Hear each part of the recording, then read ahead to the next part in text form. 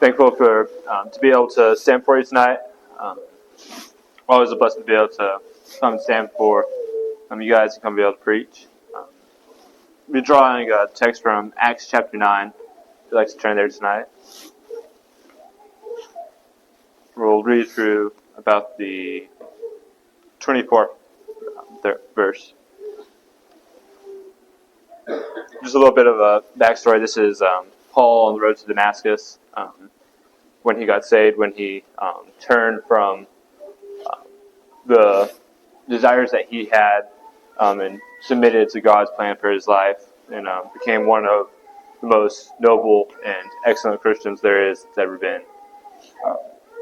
It says in the first verse, "And Saul, yet breathing out threatenings and slaughter against the disciples of the Lord, went unto the high priest, and desired of him letters to Damascus to the synagogues, that if he found any of this way, whether they were men or women, he might bring them bound unto Jerusalem.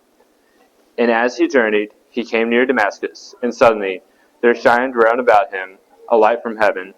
And he fell to the earth, and heard a voice saying unto him, Saul, Saul, why persecutest thou me? And he said, Who art thou, Lord? And the Lord said, I am Jesus, whom thou persecutest. It is hard for thee to kick against the pricks. And he, trembling and astonished, said, Lord, what wilt thou have me to do? And the Lord said unto him, Arise and go into the city, and it shall be told thee what thou must do. And the men which journeyed with him stood speechless, hearing a voice, but seeing no man. And Saul arose from the earth, and when his eyes were opened, he saw no man. But they led him by the hands, and brought him into Damascus. And he was 3 days without sight, and neither did eat nor drink. And there was a certain disciple at Damascus, named Ananias. And to him said the Lord in a vision, Ananias. And he said, Behold, I am here, Lord.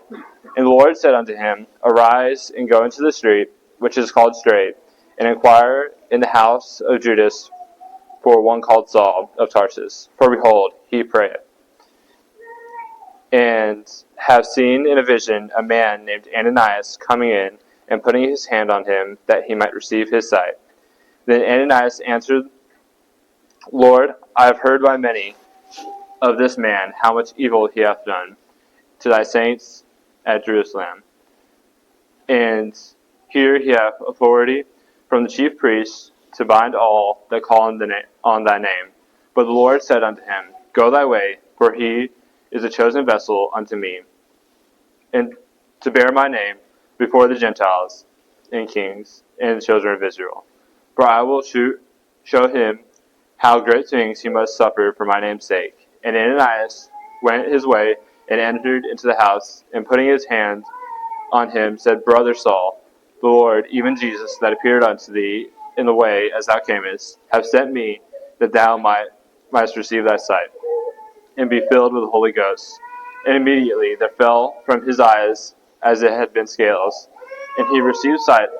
Forthwith he arose and was baptized. And when he had received meat, he was strengthened. Then was Saul certain days with the disciples which were at Damascus. And straightway he preached Christ in the synagogues, that he is the Son of God. But all that heard him were amazed, and said, Is not this he that destroyed them, which called on this name in Jerusalem, and came hither for that intent, that he might bring them bound unto the chief priests?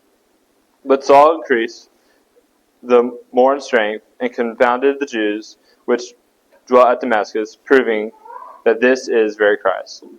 And after that many days were fulfilled, the Jews took counsel to kill him. But their laying await was known of Saul, and they watched the gates day and night to kill him. I was just thinking about this and how beautiful this picture of salvation is.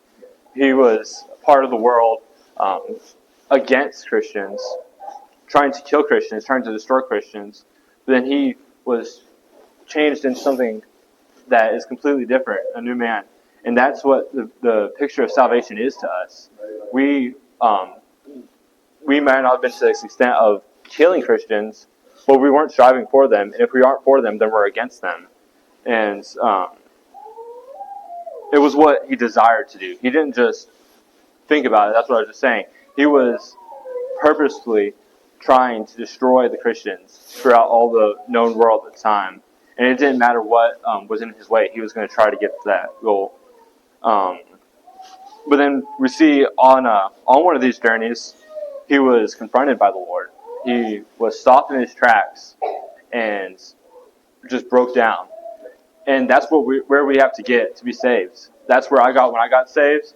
I realized I was running. I was going away from Christianity, and I might not have been killing the people, but I wasn't helping them. And it happened suddenly and instantly. He was instantly blinded by the glory of God. And there's a lot of things that are amazing in this life, in this world, but there's nothing like the beauty of God that can just stop you in your tracks and just see nothingness but Him. And but then his response to that is what's most important. He asked who was calling him, even though he knew. I feel like at that time he said, "Who art thou, Lord?" He knew that person that was calling him was greater than anyone he had ever known. He submitted to that, and he asked what he should do and how he should grow to go closer to him. As I said, he would receive his sight. I think that also means that he would grow spiritually as he submitted to God's will. He would change from this poor human being that had no purpose in life but to kill and destroy to someone who had a purpose in life to build and encourage and be one of the spiritual leaders in the known world at the time.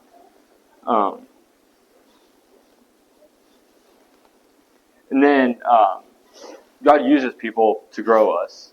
He called out Ananias to be a help and encouragement to Saul, but Ananias was afraid. And this is where I think the main point that I want to get to today is he was afraid because of what he had done in the past. And that's a valid fear, I would say. But if God tells you to do something, you shouldn't be afraid. And I don't think that humans can really change by ourselves. We can't change from our past, but God can change us. And that's what Saul had done to him here. He was taking all the evil out of his life and replaced by righteousness and the Lord.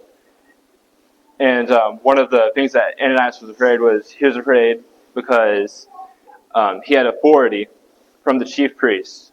Now, that's not God. He had authority from man to kill, but God did not give him the authority to kill the people. And that is so often where we lose our sight. We see that man gives us authority, and we're afraid of man's opinion, but we don't need to be afraid of man's opinion. God's opinion is the only opinion that matters. And then towards the last part of this, it said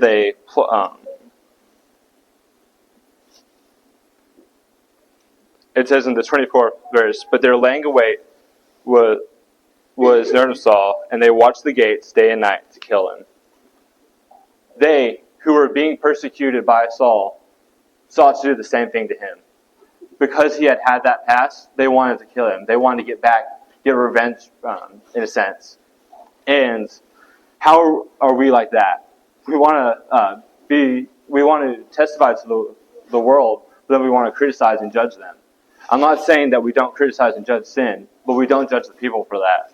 And we need to be very vigilant about that, because if we're just trying to persecute them, we're just going to push them farther and farther away, and they're never going to come to the salvation of the Lord.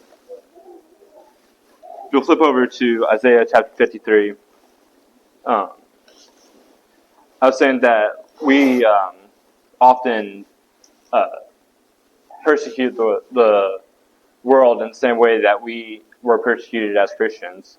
But we would say that we wouldn't do that. But right here, starting in the third verse, it shows how we not only persecuted the world, but we persecuted the one and only Son of Jesus Christ, or of God, Jesus Christ. And it said, "He is despised and rejected of men, a man of sorrows, and acquainted with grief. And we hid, as it were, our faces from him. He was despised, and we esteemed him not. Surely he have not borne our griefs. He have borne our griefs, and carried our sorrows. Yet we did esteem him stricken, smitten of God, and afflicted. But he was wounded for our transgressions, he was bruised for our iniquities. The chastisement of our peace was upon him, and with his stripes we are healed." We didn't see that when he was here. We, as our congregation today, weren't there, but the people back in that day didn't see that he was the Son of God. And they crucified him to the death on a cross, a shameful death. We didn't just kill him, but we killed him in the worst way possible that we could. And that's how Saul was. He wanted to kill Christians to set an example. The trail of blood that we're reading in our class downstairs, it was to set an example. They didn't just kill Christians. They killed Christians to prove a point, and they were going to make a display of it. And that's how the death of Christ was. They wanted to make a point, and they were going to prove that point to the worst means possible. And it's just sad to think about that the one who could have saved their lives, they pushed away. And I believe some of those did get saved. They realized after the time with all the signs and wonders that happens. But once they killed him, it was too late. They had pushed him away for some of those. The thief mocking on the cross, he had his time. He pushed him away. But then on the other hand, the one who realized what he had done, how he had mocked him, how he had shamed him, and realized his fault, came to the Lord, and that's just such a beautiful picture. And I'm just thankful for that. That's all I had to share tonight.